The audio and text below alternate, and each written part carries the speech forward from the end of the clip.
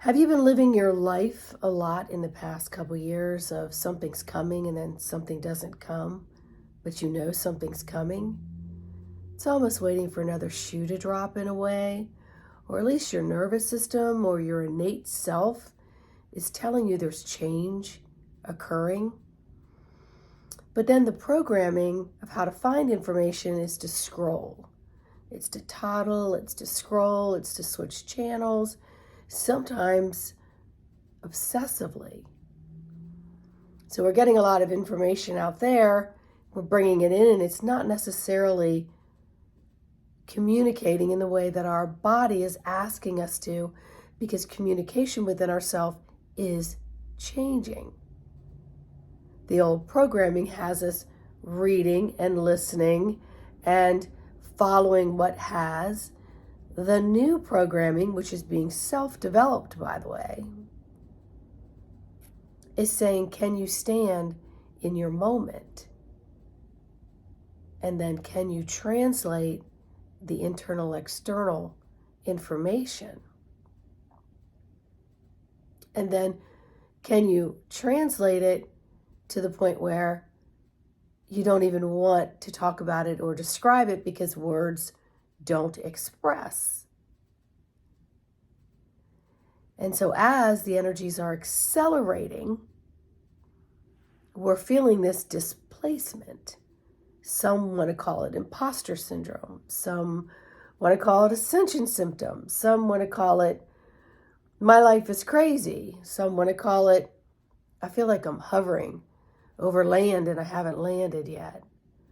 So there's a lot of things happening that's creating what some may pile on to the long list of ascension symptoms.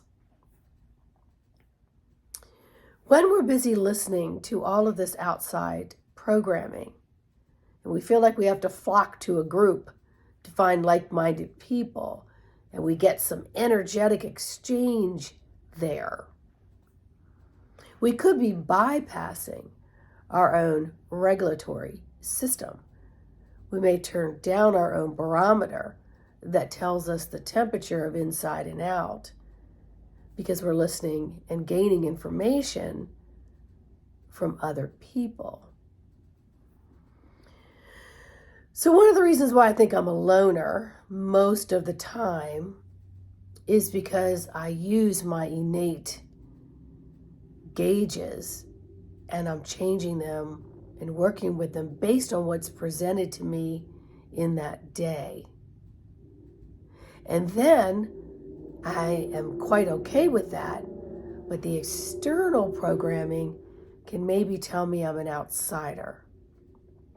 It may tell me you don't have what somebody else has, or you're never going to belong to a group, or you just don't quite know where this piece of puzzle actually fit.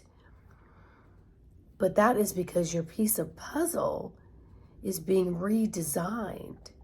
It's not supposed to fit in all these other pegs. It doesn't belong there.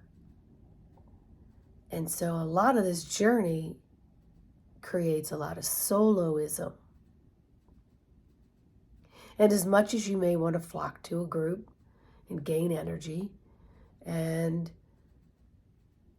I've been in a lot of these groups where maybe a few people talk and the rest of the people don't talk, and some people are in kindergarten and some people are in 6th grade and some people have graduated and some people have gone on to another kindergarten level of another graduational school. And it's really what my metaphor of that is, it's life. It's life. We hit these different platforms and plateaus, and we're searching for the next thing to go into. So a lot of this displacement we are all feeling right now is we think we're on a platform and we're just waiting to be shown which way to go. But because we feel so alone, we're jumping out to all these groups in trying to find something, or we're toddling a lot, or we're in search of, thinking that something is going to spark or guide us from out there. And again, I always say, reel it back in, my friends. Slow